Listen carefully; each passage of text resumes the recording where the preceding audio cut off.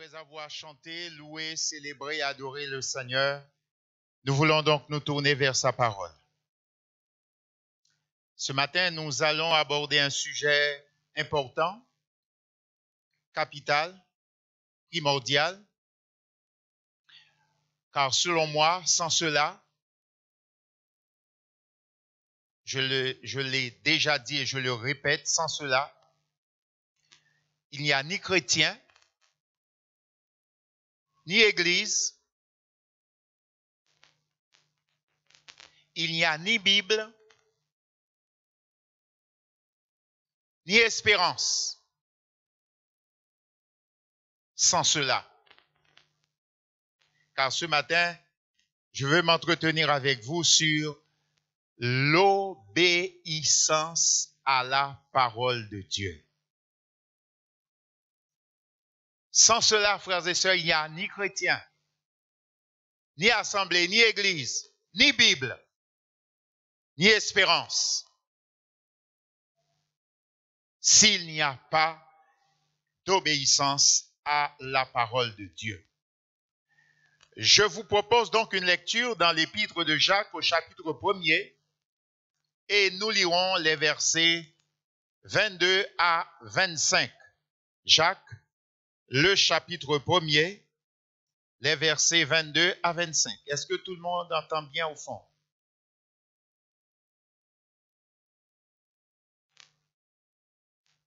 Ça va, tout le monde entend? Oh, vous êtes silencieux hein, ce matin. Jacques, le chapitre 1er, versets 22 à 25. Il est écrit: mettez en pratique la parole et ne vous bornez pas à l'écouter en vous trompant vous-même par de faux raisonnements. Car si quelqu'un écoute la parole et ne la met pas en pratique, il est semblable à un homme qui regarde dans un miroir son visage naturel et qui, après s'être regardé, s'en va et oublie aussitôt comment il était. Mais celui qui aura plongé les regards dans la loi parfaite, la loi de la liberté, et qui aura persévéré, n'étant pas un auditeur oublieux, mais se mettant à l'œuvre, celui-là sera heureux dans son activité. Et d'autres traductions disent, celui-là sera heureux dans tout ce qu'il fait, dans tout ce qu'il entreprend. Béni soit le nom du Seigneur. Papa, bénis nos cœurs par ta parole. Donne-nous un cœur attentif ce matin. Donne-nous des oreilles pour entendre, mais aussi et surtout un cœur pour obéir, pour nous soumettre à ta parole. Que ton esprit nous vienne en aide ce matin, car nous le savons. La chair et le sang ne sauront plaire à Dieu, mais par ton esprit, ce qui était possible à l'homme devient possible par la puissance du Saint-Esprit. Alors aide-nous ce matin, Seigneur. Sommes devant toi. Merci de nous assister. Que nos cœurs te soient entièrement soumis, Seigneur. Et donne-nous ce désir, mets en nous ce désir de te plaire. Ce désir d'être agréable à toi. Augmente-nous la foi. Car sans la foi, il est impossible d'être agréable à Dieu. Que ton nom soit béni dans nos cœurs et dans nos vies ce matin. À cause de Jésus-Christ. Amen. Gloire à Dieu. Merci Seigneur. L'obéissance à la parole de Dieu. L'obéissance à la parole de Dieu est primordiale pour notre vie. Et je disais d'entrée que sans cela, bien-aimés, sans cela, alors il n'y a point de chrétiens.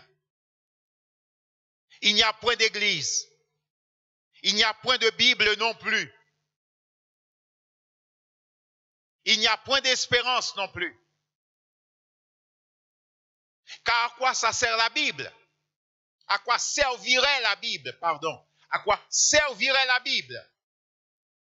Si ce n'est pour nous éduquer, si ce n'est pour que notre vie puisse se conformer à ce qui y est écrit. Bien-aimés, rappelons-le, Dieu est Dieu. Dieu est Dieu. D'éternité en éternité, il est Dieu. Avant lui, il n'y a point eu de Dieu. Et après lui, il n'y aura point d'autre Dieu. Il est Dieu d'éternité en éternité. Il est l'autorité suprême. Il est au-dessus de toute autorité, de tout nom qui peut se nommer. Dans le ciel et sur la terre. Il est l'autorité suprême.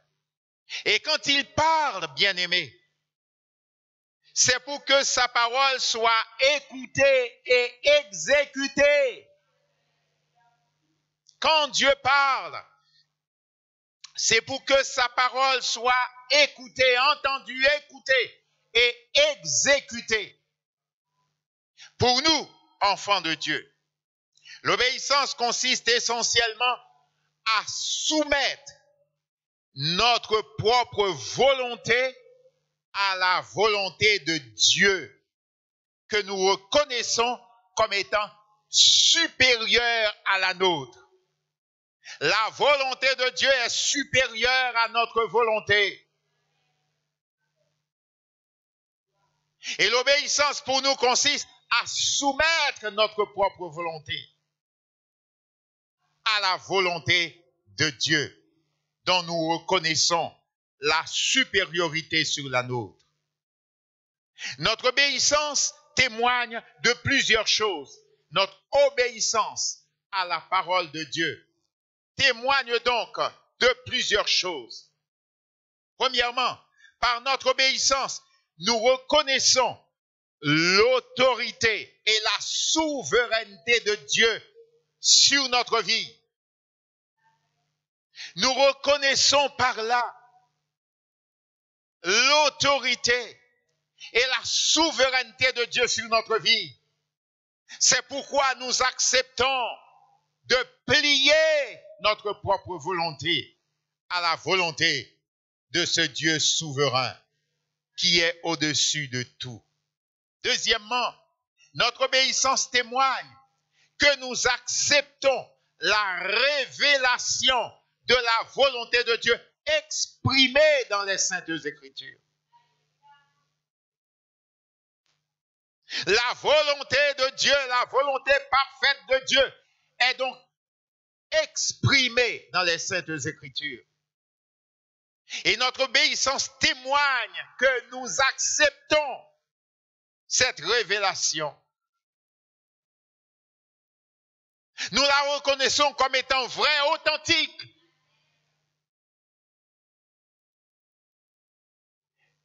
Indispensable à notre vie. Et que la Bible, c'est la parole de Dieu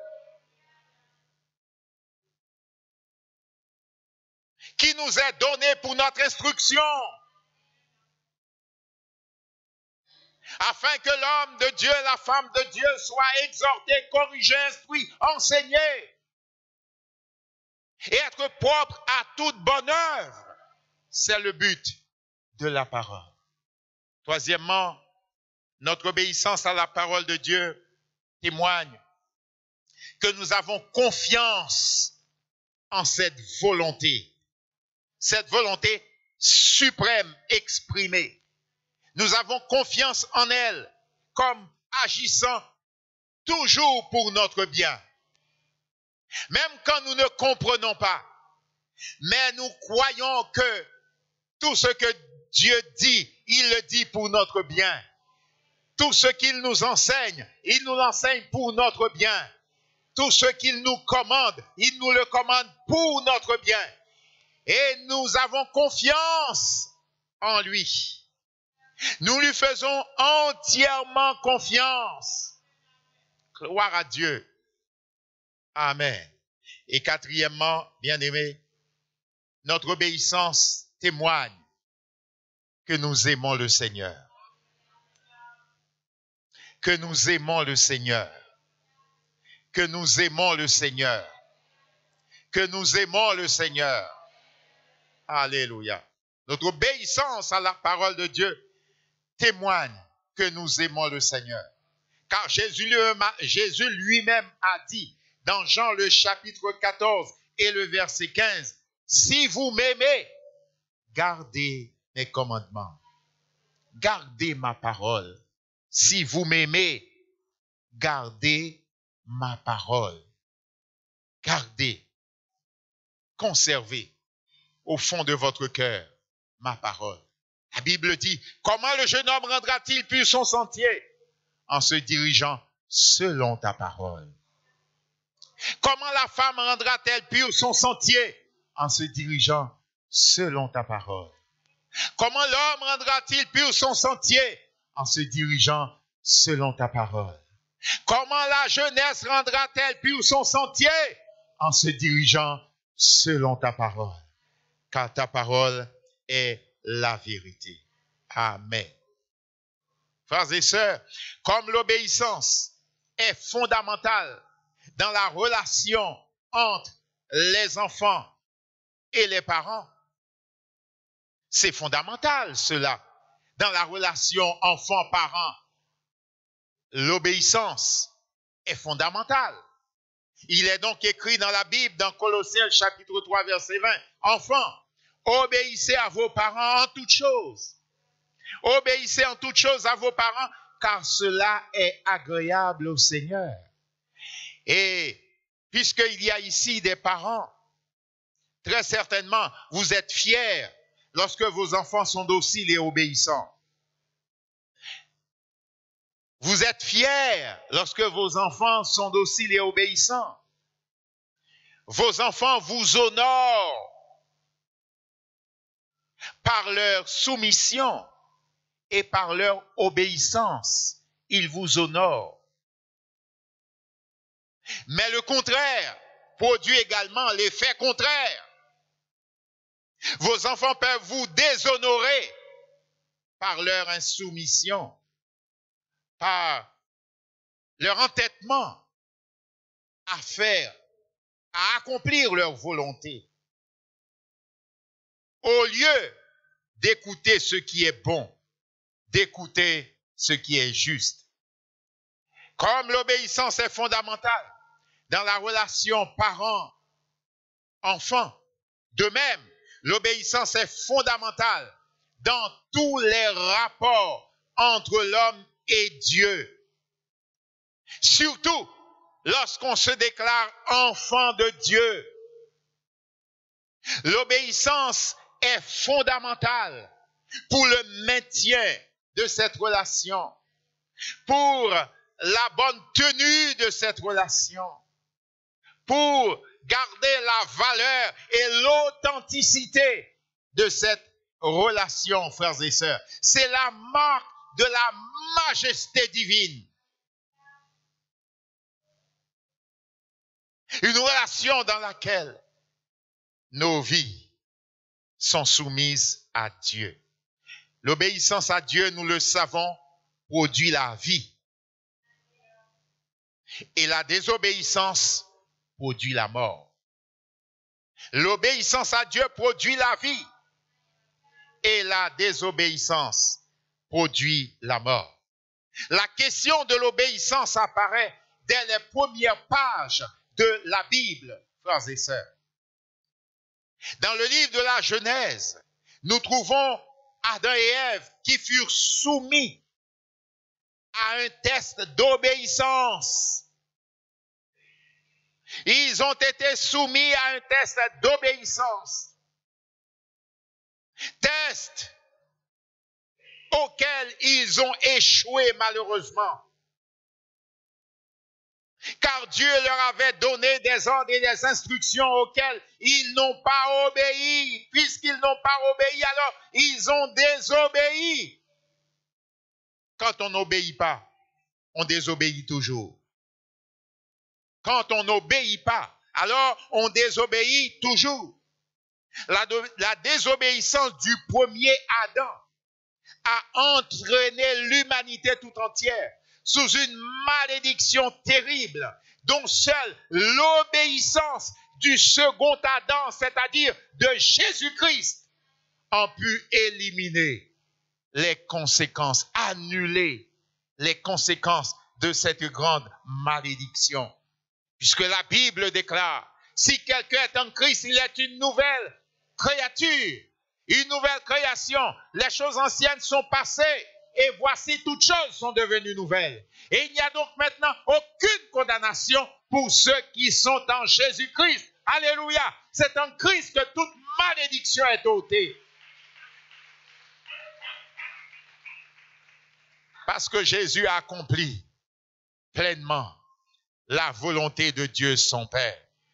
Dans Romains le chapitre 5 verset 19, il est écrit, car comme par la désobéissance d'un seul homme, beaucoup ont été rendus pécheurs.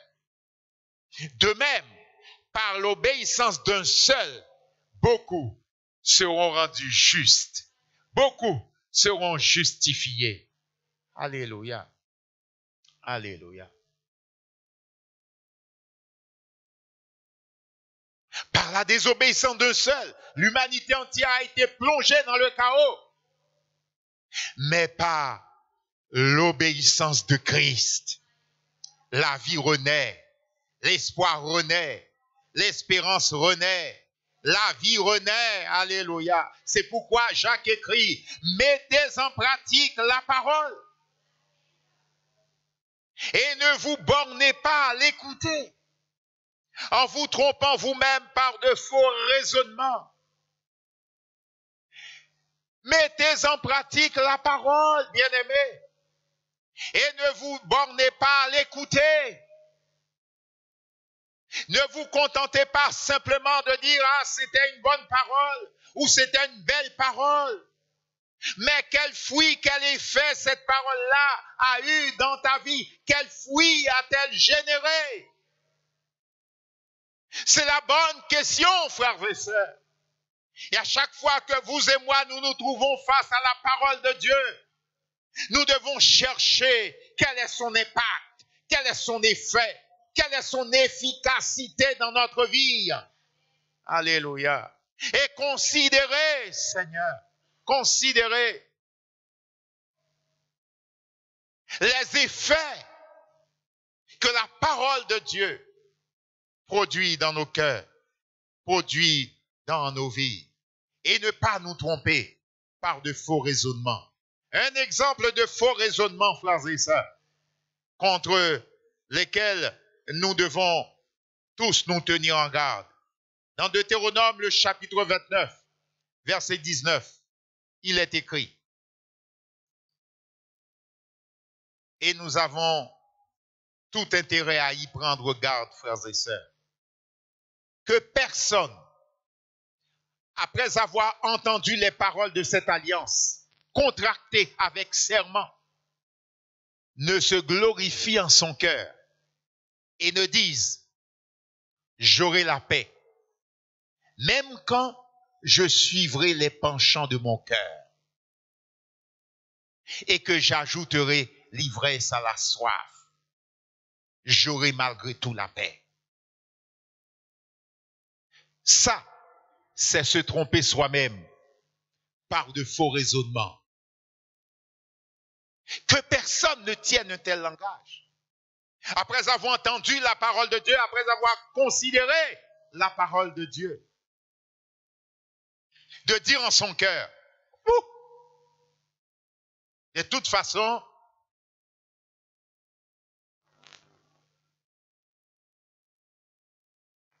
en savent, décision, moi j'apprends, pas de problème, Bon Dieu, qu'elle comprenne moi.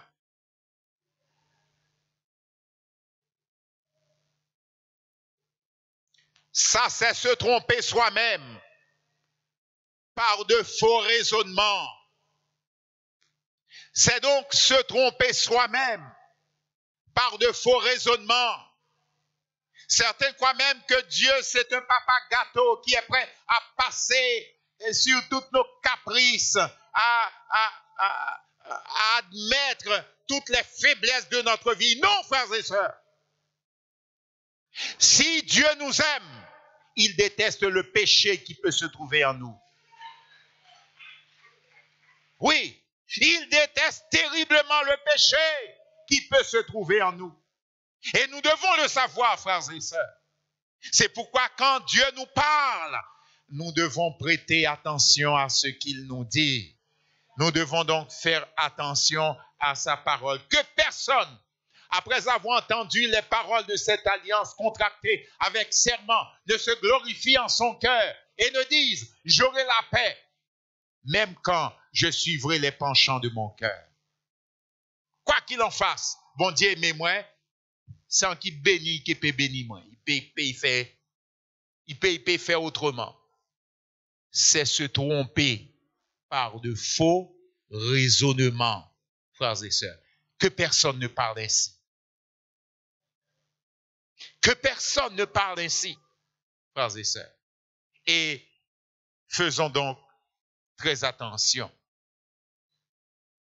Car en effet, si quelqu'un écoute la parole et ne la met pas en pratique, il est semblable à un homme ou une femme qui regarde dans un miroir son visage naturel et qui, après s'être regardé, s'en va et oublie aussitôt, comment il était, comment elle était.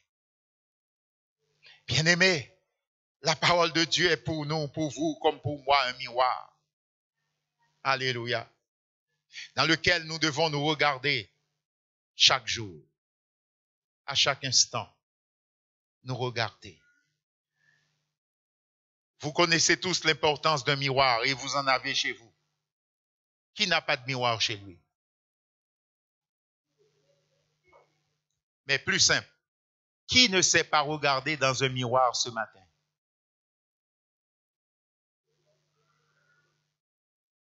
Tout le monde sait regarder dans un miroir ce matin. Tout le monde sait regarder dans un miroir. Et dans quel but vous regardez dans un miroir? C'était pour voir si tout allait bien. S'il n'y avait pas des choses qui dépassaient. Oui, parce que vous n'avez pas voulu être ridicule en sortant n'importe comment et que des gens vous disent, vous pointent du doigt et que vous soyez ridiculisés. Vous avez voulu être bien ce matin, c'est pourquoi vous êtes regardés et vous êtes regardés et vous êtes regardés encore dans le miroir ce matin, dans le but de pouvoir rectifier ce qui devait être rectifié et ce qui pouvait encore l'être. Gloire à Dieu. Alléluia. Personne n'était censé pour, après s'être regardé dans son miroir et voir qu'il y a quelque chose de travers et de dire, bon, non, personne ne le fait ça. Bien-aimés, si nous ne le faisons pas pour notre vie terrestre, notre vie humaine, à combien plus forte raison, nous ne devons pas le faire en ce qui concerne notre vie spirituelle. Notre miroir spirituel, c'est la parole de Dieu. Et nous devons nous y regarder chaque jour. Et lorsque nous constatons qu'il y a des choses qui ne vont pas, qui vont de travers, qui ne correspondent pas à ce que Dieu veut, alors nous avons le devoir et la responsabilité de les corriger, de les rectifier. Et quand c'est difficile, de mettre ses genoux par terre, de crier, de pleurer devant Dieu, afin qu'il vienne à notre secours pour que ces choses soient corrigées au nom de Jésus-Christ, car nous sommes le temple de Dieu, le temple du Saint-Esprit.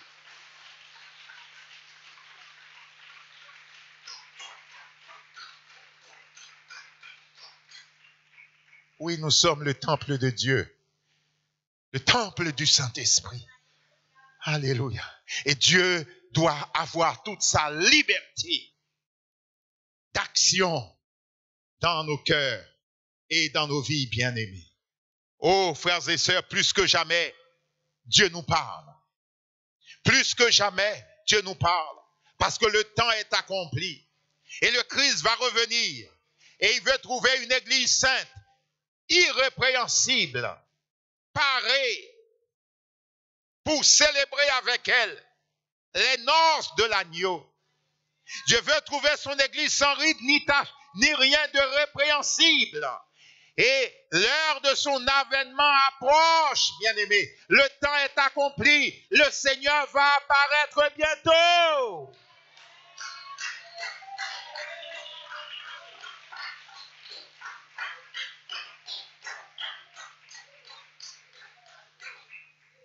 Et il veut trouver son église parée, pure et sans tache, pour entrer avec lui dans la gloire et célébrer ainsi les noces de l'agneau. Bien-aimés, plus que jamais, Dieu nous parle. Dans Jérémie, le chapitre 4, verset 3, Dieu nous a parlé dernièrement, car nous avons médité ensemble ces paroles. Car ainsi parle l'Éternel aux hommes de Juda et de Jérusalem. Défrichez-vous un champ nouveau et ne semez pas parmi les épines. Défrichez-vous un champ nouveau et ne semez pas parmi les épines. Cela reviendrait à perdre son temps parce qu'on sait d'avance qu'il n'y aura pas de fruits. Il n'y aura pas de fruits pour celui ou celle qui continue à semer parmi les épines. Il n'y aura pas de fruits puisque les épines étoufferont la bonne semence et l'empêchera de se développer et de porter du fruit. C'est perdre son temps que de continuer à semer parmi les épines et à dire c'est pas grave ça, c'est pas grave ça. Oui, c'est grave. Si cela est réprouvé par Dieu et par sa parole, alors c'est grave. Car Dieu ne nous a pas laissé sa parole pour nous empêcher de tourner en rond, pour nous empêcher de vivre ou pour nous empêcher d'être heureux. Au contraire, Dieu nous a donné sa parole pour nous montrer comment bien vivre. C'est pour cela qu'il nous a laissé sa parole. Alléluia. Encore, dans 1 Corinthiens, chapitre 3, versets 16 et 17, Dieu nous a parlé, là également, parce que dimanche dernier, nous l'avons dit, ne savez-vous pas que vous êtes le temple de Dieu et que l'Esprit de Dieu habite en vous? Si quelqu'un détruit le temple de Dieu, Dieu le détruira, car le temple de Dieu est saint et c'est ce que vous êtes. Le temple de Dieu est saint et c'est ce que vous êtes. Le temple de Dieu est saint et c'est ce que vous êtes. Alléluia. Nous avons parlé que Dieu, dans sa gloire, a décidé de faire de vous, de moi, de chacun de nous, une habitation de Dieu en esprit. Et pour cela, Jésus a accompli le sacrifice parfait, rendant cela possible. Ce qui était impossible est devenu possible. Que Dieu puisse habiter au fond de notre cœur par la puissance de son Saint-Esprit. C'est là qu'il a décidé de faire sa demeure. Quelle grâce, frères et sœurs. Quel privilège pour nous. Gloire à Dieu. Quelle grâce. Et quel privilège. Ainsi, nous sommes donc appelés, vous et moi, à considérer toutes ces choses à leur juste valeur et à ne rien prendre à la légère. Non, Dieu accomplit tout cela parce qu'il nous aime. Amen. Dieu a fait tout cela parce qu'il nous aime profondément. Si quelqu'un détruit le temple de Dieu, Dieu le détruira, car le temple de Dieu est saint. Et c'est ce que nous sommes. Oui, Dieu nous a parlé. Combien d'entre vous avez entendu ces paroles? Mais oui, nous l'avons tous entendu. Mais combien d'entre vous, d'entre nous, Combien ont commencé à considérer ces paroles et à se conformer, à chercher à conformer sa vie à la parole de Dieu. Oh, alléluia. Alors soyez bénis, frères et sœurs, car la parole de Dieu aura atteint son but dans nos cœurs. Elle aura atteint alors son but dans nos vies, frères et sœurs. Parce que lorsqu'elle nous est donnée, lorsqu'elle nous est enseignée, bien-aimés, c'est pour nous corriger, c'est pour nous redresser, c'est pour nous préparer à l'avènement du Seigneur. Gloire à Dieu, c'est pour nous rendre la vie qu'elle nous est enseignée. Jacques dit, si quelqu'un, Jacques chapitre 1er verset 23, car si quelqu'un écoute la parole et ne la met pas en pratique, il est semblable à un homme qui regarde dans un miroir son visage naturel et qui, après s'être regardé, s'en va et oublie aussitôt, comment il était, comment elle était. Quel dommage ce serait.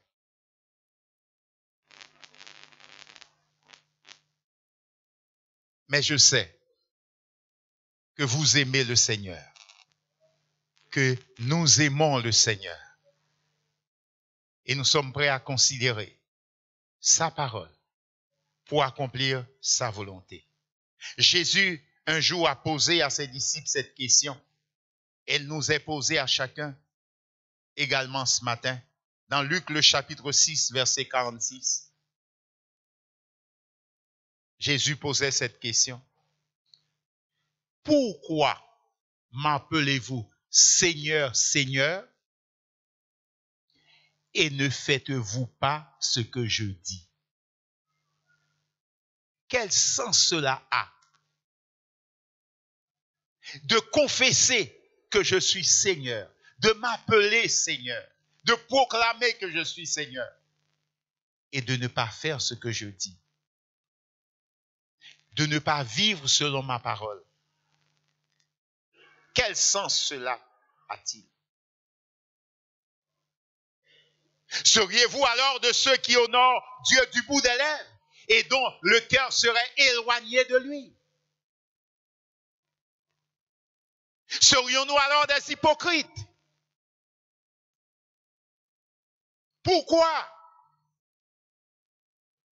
le Seigneur a demandé aux disciples, pourquoi m'appelez-vous Seigneur, Seigneur, et ne faites-vous pas ce que je dis? Verset 47, je vous montrerai à qui est semblable tout homme qui vient à moi, toute femme aussi. Entends mes paroles et les met en pratique. Verset 48. Il est semblable à un homme ou une femme qui, bâtissant une maison, a creusé profondément et a posé le fondement sur le roc. Une inondation est venue et le torrent s'est jeté contre cette maison sans pouvoir l'ébranler parce qu'elle était bien bâtie. Parce qu'elle était bien bâtie. Les torrents sont venus, les ouragans sont venus, les vents sont venus et se sont jetés contre elle. Elle n'a pas été ébranlée parce qu'elle était bien bâtie. Mais le verset 49, mais celui qui entend et qui ne met pas en pratique est semblable à un homme ou une femme qui a bâti une maison sur la terre, sur le sable, sans fondement. Le torrent s'est jeté contre elle. Aussitôt, elle est tombée. Et la ruine de cette maison a été grande. Et la ruine de cette maison a été grande.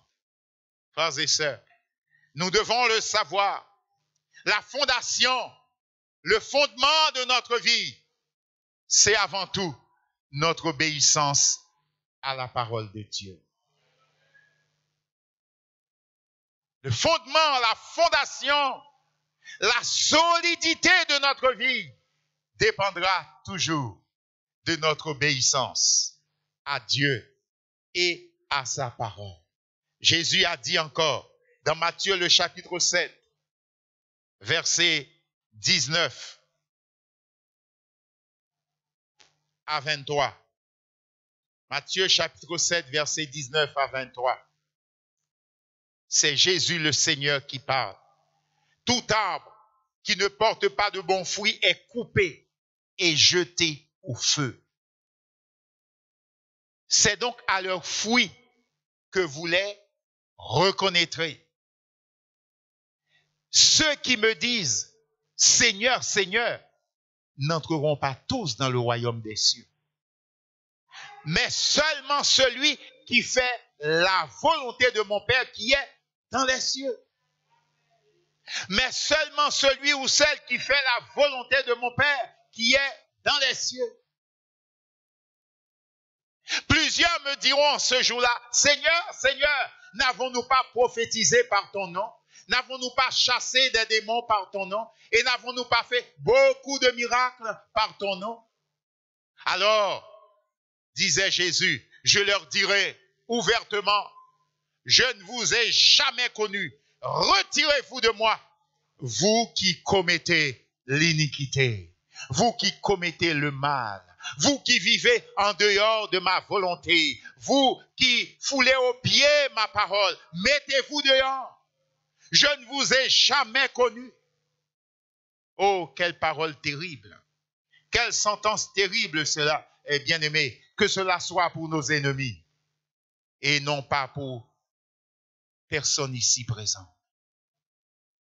Que cela soit pour le diable et ses démons et non pas pour les hommes, les femmes sensés que vous êtes, que nous sommes. Parce que nous reconnaissons l'authenticité et la véracité de la parole de Dieu et l'amour dont Dieu nous a aimés. C'est pour cela nous voulons nous obéir. Nous voulons lui obéir. Nous voulons nous soumettre à sa parole. Bien-aimés, obéir à Dieu, obéir à sa parole, c'est la preuve que nous reconnaissons qu'il est vraiment notre Père. Et que nous sommes ses enfants. Gloire à Dieu. Et que nous lui devons obéissance et soumission parce qu'il est notre Père. Alléluia. Même manière que c'est un privilège pour nous d'avoir Dieu pour Père, c'est aussi une responsabilité. Amen. C'est également une responsabilité. Ceux qui me disent Seigneur, Seigneur, n'entreront pas tous dans le royaume des cieux, mais seulement celle-là qui fait la volonté de mon Père qui est dans les cieux. Plusieurs me diront ce jour-là, Seigneur, n'avons-nous pas prophétisé en ton nom? N'avons-nous pas chassé des démons par ton nom? Ou encore, n'avons-nous pas fait beaucoup de miracles par ton nom? Alors je leur dirai ouvertement, je ne vous ai jamais connu. Retirez-vous de moi, vous qui commettez l'iniquité. Bien-aimés, le ciel et la terre passeront, mais ces paroles que vous entendez ne passeront jamais. Le ciel et la terre passeront, mais les paroles que vous entendez maintenant ne passeront jamais. Jacques déclare dans le chapitre 4, et le verset 5 de son livre, croyez-vous que l'Écriture parle en vain? Pouvons-nous croire que Dieu parle en vain? Pouvons-nous croire que Dieu rigole quand il parle? Pouvons-nous croire que Dieu parle pour parler? Non. Non. Croyez-vous que l'Écriture parle en vain? Non.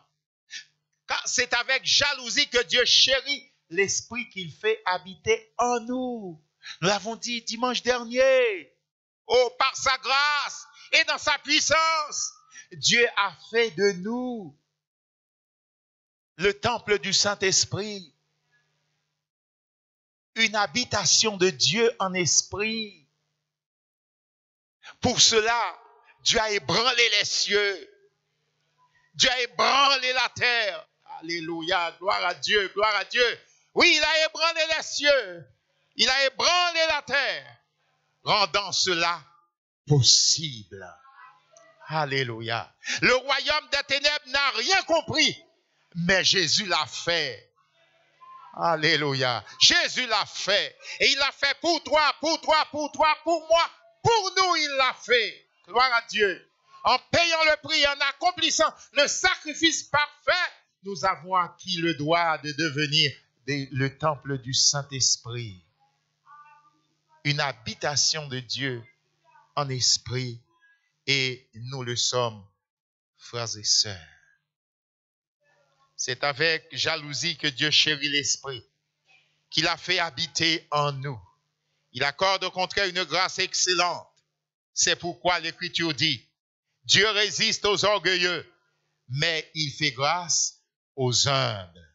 Dieu résiste aux orgueilleux, mais il fait grâce aux humbles. Soumettez-vous donc à Dieu, résistez au diable, et il s'enfuira loin de vous. Soumettez-vous donc à Dieu, résistez au diable, et il fuira loin de vous. Approchez-vous de Dieu, et il s'approchera de vous.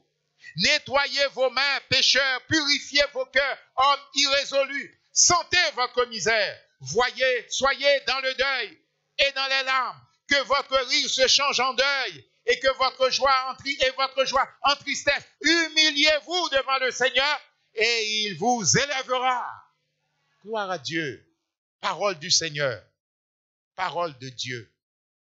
Bien-aimés, Jésus-Christ est pour nous l'exemple parfait d'humilité et d'obéissance. Jésus-Christ est pour nous l'exemple parfait d'humilité et d'obéissance. C'est pourquoi nous sommes exhortés à rechercher les sentiments qui étaient en Jésus-Christ. Oui, nous sommes exhortés à rechercher les sentiments qui étaient en Jésus-Christ. Dans Philippiens, le chapitre 2, verset 5, il est écrit, « Ayez en vous » Philippiens, le chapitre 2, le verset 5. Ayez en vous les sentiments qui étaient en Jésus-Christ. Alléluia. Existant en forme de Dieu, il n'a pas regardé son égalité avec Dieu comme une proie arrachée. Mais il s'est dépouillé lui-même en prenant une forme de serviteur, en devenant semblable aux hommes. Il a paru comme un vrai homme. Il s'est humilié lui-même, se rendant obéissant jusqu'à la mort, même jusqu'à la mort de la croix. Jésus-Christ est pour nous l'exemple parfait d'humilité, d'obéissance et de soumission à Dieu. Il nous a montré le chemin de l'humilité. Il nous a montré le chemin de la soumission. Il nous a montré le chemin de l'obéissance. Bien-aimés, bien sûr,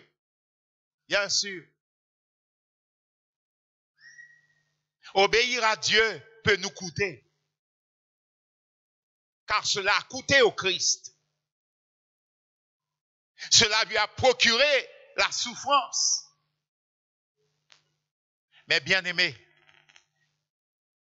si cela doit nous coûter, alors acceptons quand même de payer ce prix. Acceptons de payer ce prix, bien aimé, parce que nous désirons être avec le Seigneur dans la gloire. Acceptons de payer ce prix.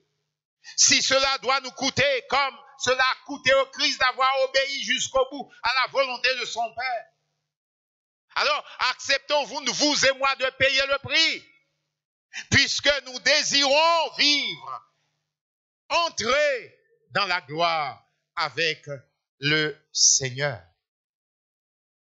En effet, au verset 9, il est écrit, c'est pourquoi aussi, parce qu'il a accepté la souffrance, parce qu'il n'a pas reculé devant les menaces, parce qu'il est allé jusqu'au bout, parce qu'il a payé le prix, parce que son premier souci, c'était de plaire à son Père, c'était d'être soumis à la volonté de son Père. À cause de tout cela, il nous a dit, au verset 9, c'est pourquoi aussi, Dieu l'a souverainement élevé et lui a donné le nom qui est au-dessus de tout nom, afin qu'au nom de Jésus, tout genou fléchisse dans les cieux, sur la terre et sous la terre, et que toute langue confesse que Jésus-Christ est Seigneur, à la gloire de Dieu le Père. Amen. Alléluia. Amen. Alléluia. Amen. Alléluia. Oh bien-aimé, qu'aucune souffrance ne nous fasse dévier. Qu'aucun problème ne nous fasse dévier. Qu'aucun souci ne nous fasse dévier. Car nous obtiendrons toujours la récompense d'avoir obéi à Dieu. Vous et moi, nous obtiendrons toujours la récompense d'avoir obéi à Dieu. Même si nous ne le comprenons pas maintenant, nous le comprendrons plus tard. Et même quand, tout le long de cette vie, on ne l'aurait pas compris, on le comprendra dans le ciel. On le comprendra dans l'éternité. Gloire à Dieu. Oh, le Seigneur veut que ses enfants soient soumis et obéissants à sa parole et à sa sainte volonté. C'est peut-être le prix à payer pour toi, pour moi, pour nous, mais acceptons d'y marcher. Acceptons d'y aller. Acceptons d'avancer dans ce sens, frères et sœurs, et Dieu sera avec nous. Le Saint-Esprit de Dieu sera avec nous pour nous permettre de triompher. Soumettez-vous à Dieu et résistez au diable. Soumettez-vous à Dieu et résistez au monde. Soumettez-vous à Dieu et résistez à la chair. Et vous serez plus que vainqueurs. Et vous serez heureux dans votre vie. Gloire à Dieu. Parce qu'il n'y a pas de plus grande satisfaction pour un homme, pour une femme, que d'avoir accompli la volonté de Dieu. Il n'y a pas de plus grande joie que cela. Il n'y a pas de plus grand bonheur que cela. Il n'y a pas de plus grande satisfaction que cela. La même façon, frères et sœurs, en tant qu'enfants de Dieu, lorsque nous désobéissons à Dieu, alors la tristesse envahit notre âme. L'angoisse nous saisit. Parce que le Saint-Esprit vient nous reprendre dans notre cœur, dans notre être intérieur, nous montrant nos faiblesses, là où nous avons chuté, là où nous avons glissé. Et il y a comme une contrition qui s'empare de nous, une tristesse profonde qui nous envahit. De la même façon, frères et sœurs, lorsque vous et moi, nous résistons au mal et que nous acceptons de faire la volonté de Dieu, oh, quelle joie nous envahit, quel bonheur nous envahit, frères et sœurs, quelle satisfaction intérieure d'avoir su résister au mal, d'avoir su résister à Satan, d'avoir su résister au péché, au monde, aux convoitises de la chair, et pour honorer Dieu notre Père. Quel bonheur, quelle satisfaction pour nos frères et sœurs. Ce sont des joies que vous et moi, nous avons besoin de chercher à connaître. Alléluia. Alléluia. Des joies qui sont peut-être rares pour certains, mais que nous sommes exhortés à chercher à connaître. La joie de l'obéissance, la joie de la soumission à Dieu et à sa sainte parole. Amen. Gloire à Dieu. Nous ne sommes pas seuls dans ce combat, frères et sœurs, et je voudrais pouvoir vous rassurer par ces paroles. Nous ne sommes pas seuls dans ce combat. La chair et le sang ne peuvent pas mener ce combat et le gagner. Dieu le sait d'avance. C'est pourquoi Jésus ne nous a pas laissés orphelins dans ce monde. Il nous a donné le Saint-Esprit comme partenaire.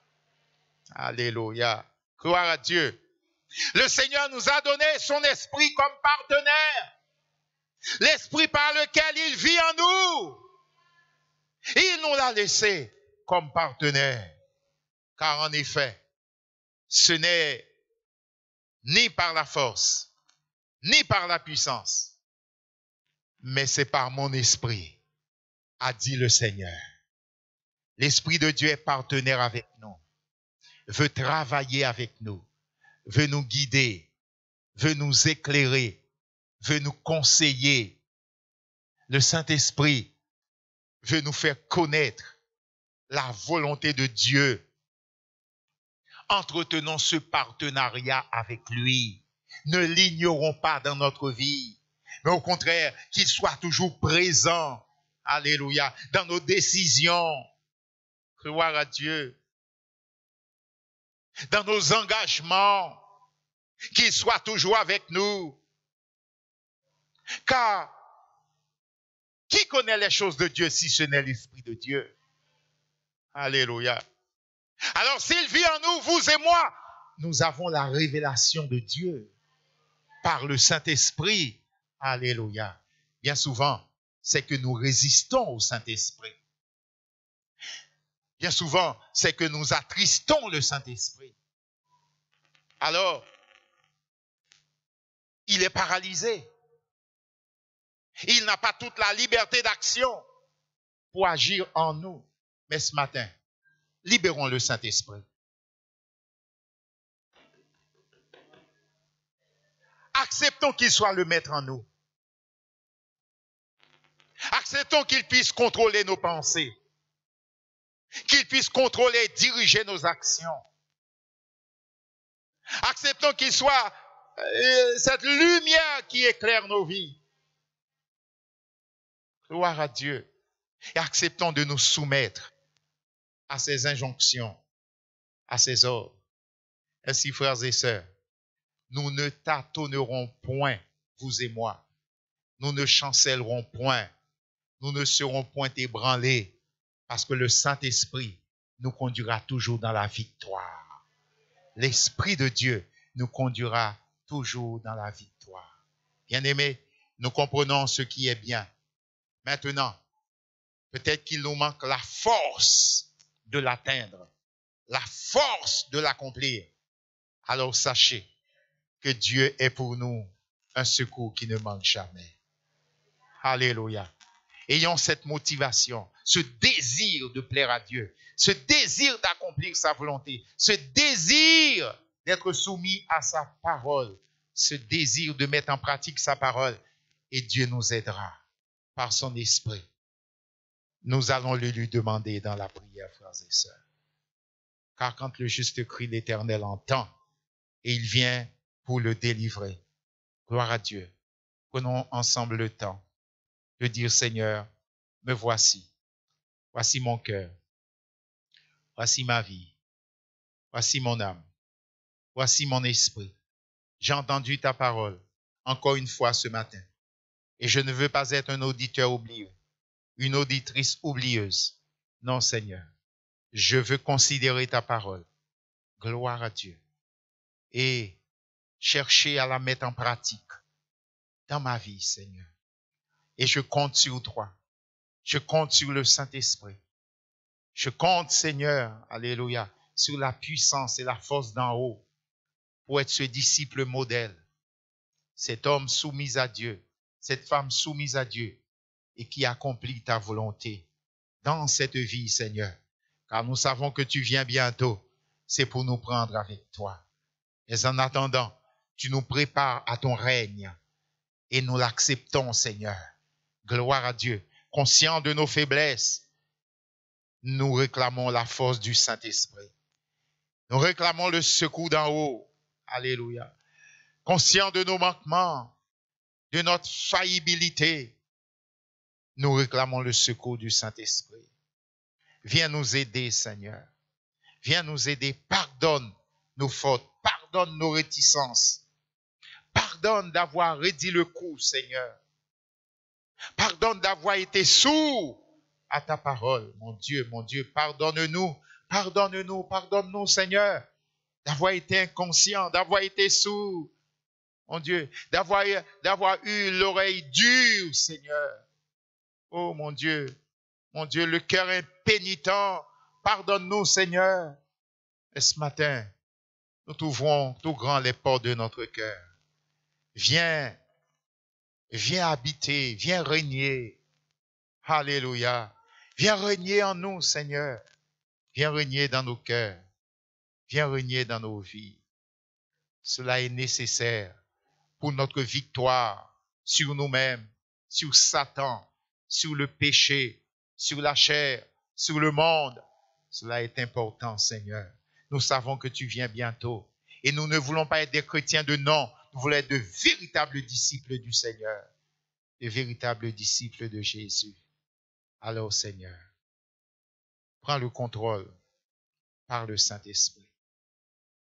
Bien-aimés, que chacun crie à Dieu ce matin.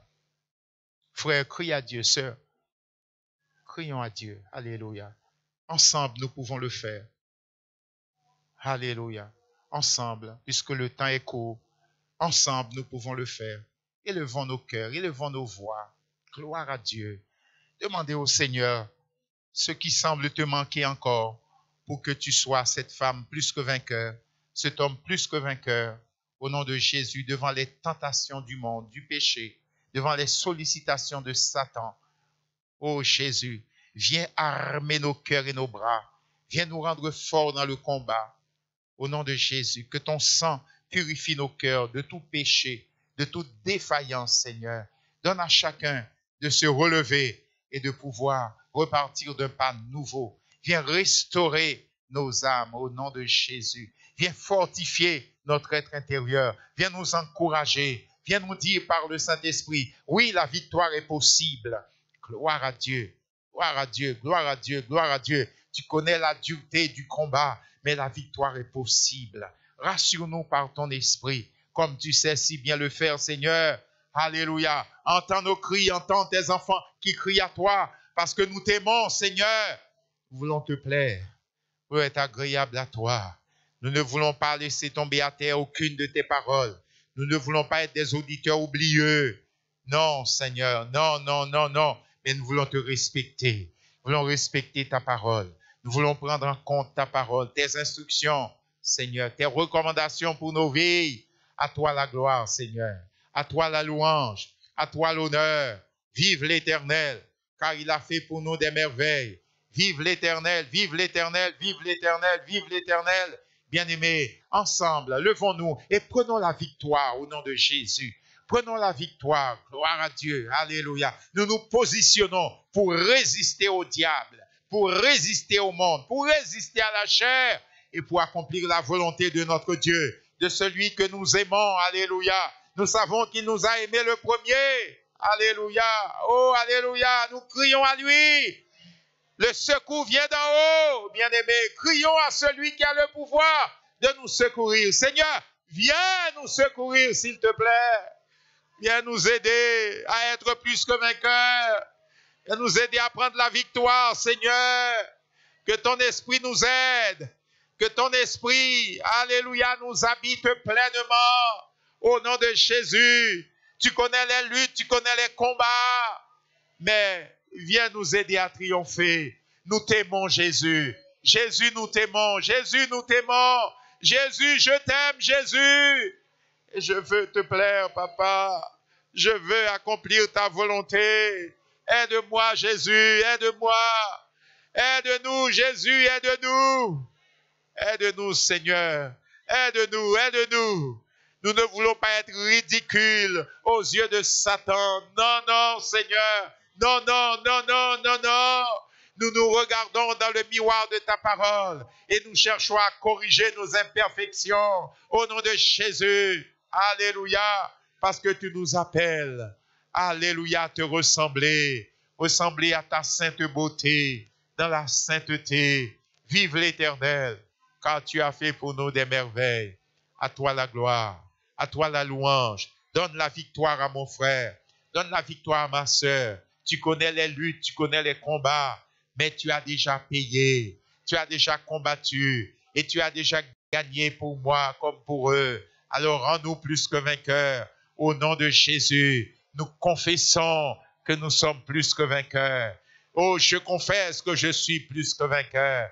Je confesse que je suis plus que vainqueur. Je confesse que je suis plus que vainqueur. Et que pour moi, les choses ne seront plus les mêmes. Mais par l'Esprit de Dieu, alors j'avancerai de progrès en progrès au nom de Jésus. Oh, béni soit le Père, béni soit le Fils, béni soit le Saint-Esprit. Merci Seigneur, merci Seigneur, merci Seigneur. Donne la victoire, relève, fortifie, encourage. Gloire à Dieu, donne la victoire Seigneur, au nom de Jésus. Rends-nous plus que vainqueurs. Dans le nom de Jésus, à Dieu soit la gloire. pour l'éternité. Au nom de Jésus-Christ. Amen. Amen. Amen.